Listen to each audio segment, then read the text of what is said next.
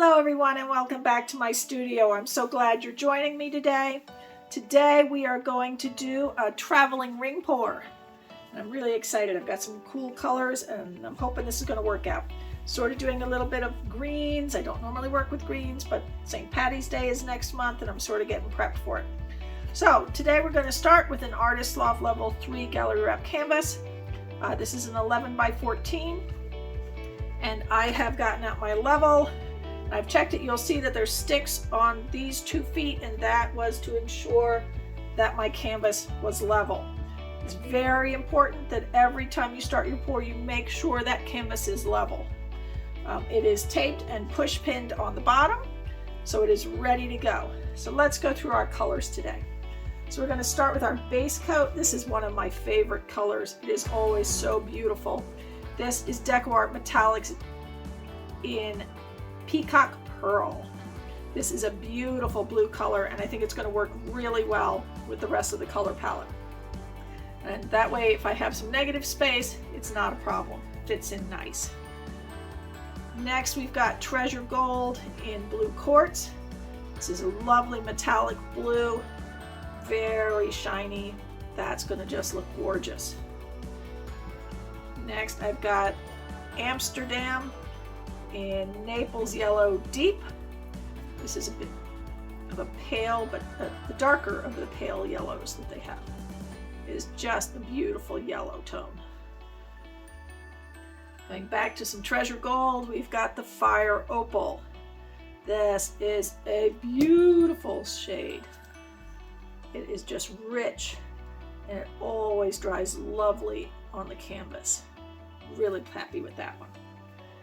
Next, for our deepest of our greens, I've got Creative Inspirations in Veridian. This is a lovely blue-green tone. It's a very deep tone, very pretty. Our next is Treasure Gold in the Green Gold. So there's a nice green with a gold tone to it. That's going to be really shiny and beautiful. And our final green is this lovely pale green. It's one of my favorites. This is Artminds Sea Glass. And this is a gorgeous, very pale green tone. Dries almost white. Just that mild green tone to it. So I'm really happy about using that. So let's get started. I'm going to move some of this out of our way. We don't need cluttered space. I'm going to use my jug here today. Now this is an 11 by 14 canvas, which means we need approximately 6 ounces to cover the canvas. So I'm just using my little 10-ounce jug. I've got probably over 6 ounces of paint here. So that'll be nice. So let's fill this and then we will put our base coat down and be ready to go. So remember when you're doing a ring pour that the first color you put in is the last color to come out, and that's going to be sort of towards the middle of your ring. But because we're doing a traveling ring, it's not as necessary to know what you're going to put in the bottom because you're moving as you go and you don't have that you know, this is your last out issue.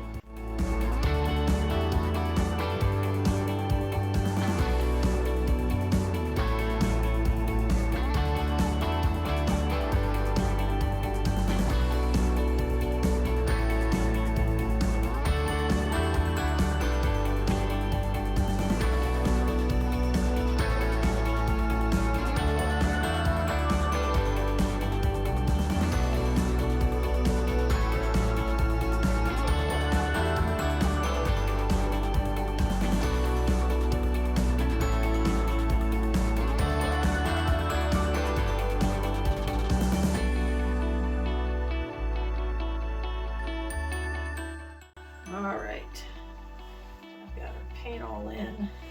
That is one pretty jug. Look at that. Awesome. Okay, we're going to put that to the side for a minute. Camp that little spot. And let's get our base coat on. Again, this is just to get our canvas nice and wet. It's going to let our colors move easier and keep our pattern in place better.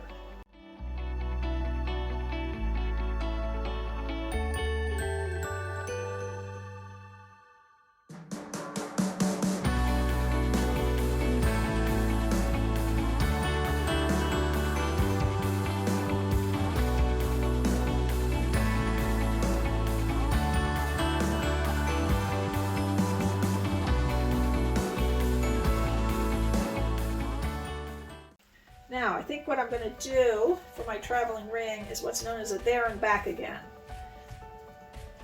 otherwise known as the Hobbit pour by some people.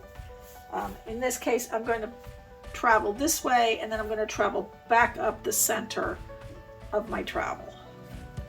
Let's see how it works. So we're going to start.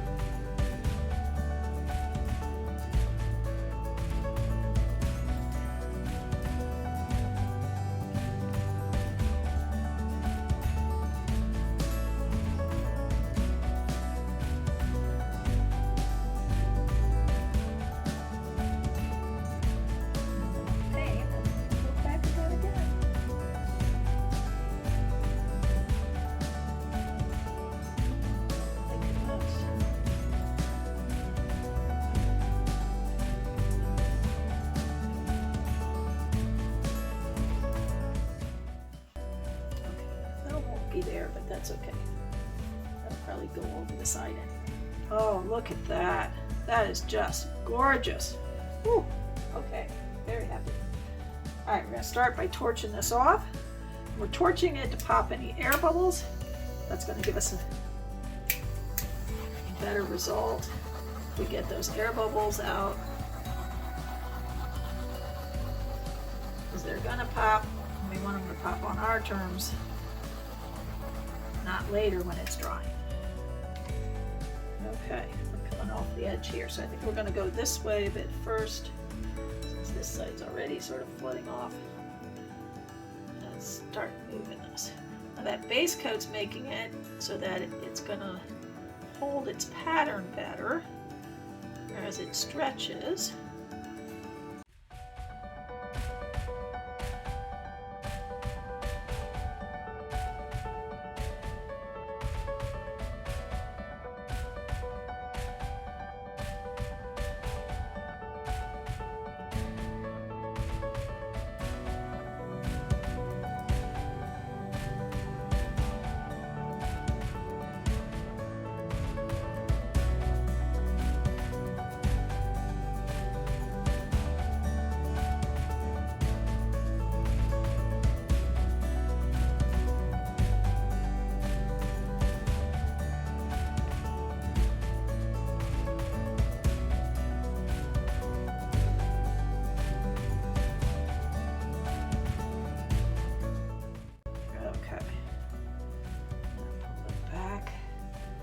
Decide what I like, what I don't like, what I want to.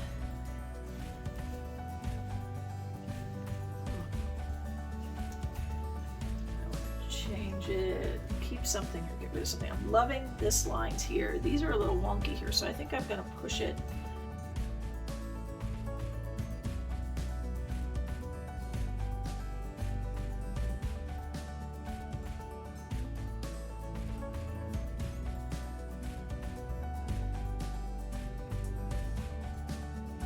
Yeah, see, I didn't like those wonky lines there so much. I'm liking this a lot better. I think I may do something about this corner over here. So, it's the thing, you can say, oh, I like this, I don't like that. You can just play with it a little until you get something you really, really like. It's moving a little slower now because things are stretched more. this paint on here, which is okay. Oh yeah. Okay. Stretch that back a little bit. Let me turn this back around. Decide what I like, what I don't like. I'm really liking it. Oh. There's like a pink glow in here, and that is the mixture of that pale green, the sea glass green, with the fire opal. It's making like this pink tone.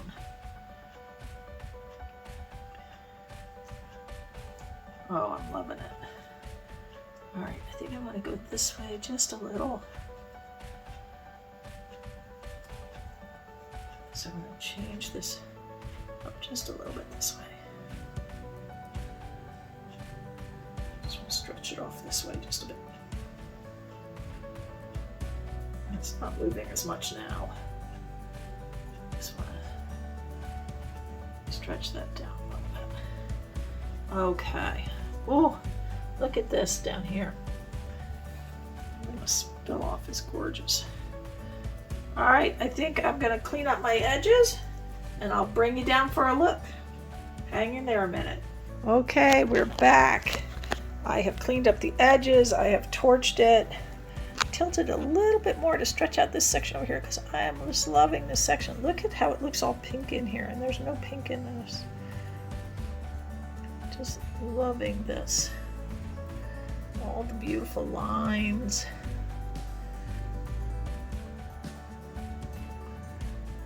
was almost tempted to get in here and add something and embellish, but I'm almost afraid if I embellish, I'll mess it all up. So I think I'm just gonna leave it be. Some days you just gotta let it be. Gorgeous. All right. Thank you for joining me. I'll show you some pictures when it dries.